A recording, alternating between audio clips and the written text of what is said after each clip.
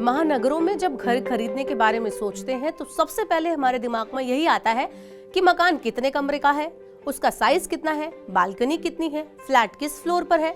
लेकिन जब हम मकान लेने के लिए बिल्डर या प्रॉपर्टी डीलर के पास जाते हैं तो वह कई तकनीकी यानी कि टेक्निक और उलझाऊ बातों में आपको उलझा देते हैं। मसलन इस फ्लैट का बिल्टअप एरिया कितना है, कारपेट एरिया कितना है, सुपर बिल्टअप एरिया कितना है, कॉमन एरिया कितना है। एक्चुअली में मकान की कीमत और उसका आकार इन्हीं बातों से तय होता है।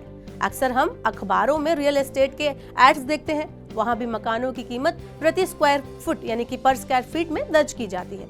यही कारण है कि जब हम विज्ञापन देखकर बिल्डर के पास जाते हैं तो एक्चुअल में वास्तविक जो कीमत होती है वो ज्यादा निकलती है। बिल्डर और प्रॉपर्टी डीलर लोगों की इसी नासमझी या कहे कि कम समझ का फायदा उठाते हैं।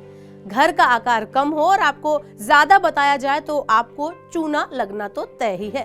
मकान एक बड़ा और महंगा सौदा होता है, ऐसे में जरूरी है कि घर खरीदते समय आप सिर्फ कीमत पर नहीं बल्कि छोटी छोटी बातों पर भी ध्यान दें। तो चलिए जान लेते हैं कि कारपेट एरिया, बिल्टअप एरिया और सुपर बिल्टअप एरिया आखिर होता क्या है और ये आपकी जेब पर और मकान लेने के फैसले पर कितना असर डालता है। सबसे पहले ये जान लेते हैं कि कारपेट एरिया क्या होता है।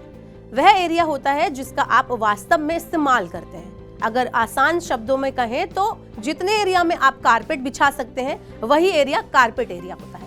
इसे नेट यूजेबल एरिया भी आप कह सकते हैं। इसमें आपका living, dining room, bedroom, bathroom और किचन को शामिल किया जाता है। इसमें दीवारों की मोटाई शामिल नहीं की जाती। इसके अलावा आपकी बालकनी और छत को भी इसमें शामिल नहीं किया जाता। अब बात करते हैं बिल्टअप एरिया के बारे में। कारपेट एरिया से जो चीजें बाहर कर दी जाती हैं वो बिल्टअप एरिया में शामिल होती हैं। यानी इसमें कारपेट एरिया, दीवारों की मोटाई, बालकनी, छत और कॉरिडोर को शामिल किया जाता है। आमतौर पर carpet area super built up area का 60 से 70% तक होता है। आखिर में हम बात करते हैं कि सुपर बिल्टअप एरिया क्या है। ये वहां लागू होता है जब मकान किसी हाउसिंग सोसाइटी में होता है। आप किसी सोसाइटी में बहुत से कॉमन एरिया को भी इस्तेमाल करते हैं। इसी को सुपर बिल्टअप एरिया कहते हैं।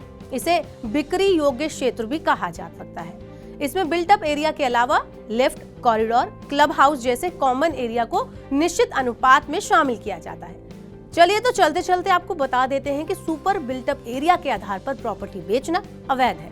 सिर्फ कारपेट एरिया को आपके फ्लैट के क्षेत्रफल में शामिल करना सही माना जाता है। उम्मीद है कि आपको फ्लैट से जुड़ी बातों को समझने में इस वीडियो से आसानी हुई होगी। अगर आपको प्रॉपर्टी से जुड़ा कोई भी कंफ्यूजन है तो आप हमारे कमेंट बॉक्स में हमसे पूछ सकते हैं और अधिक जानकारी के लिए देखते रहिए मनी 9।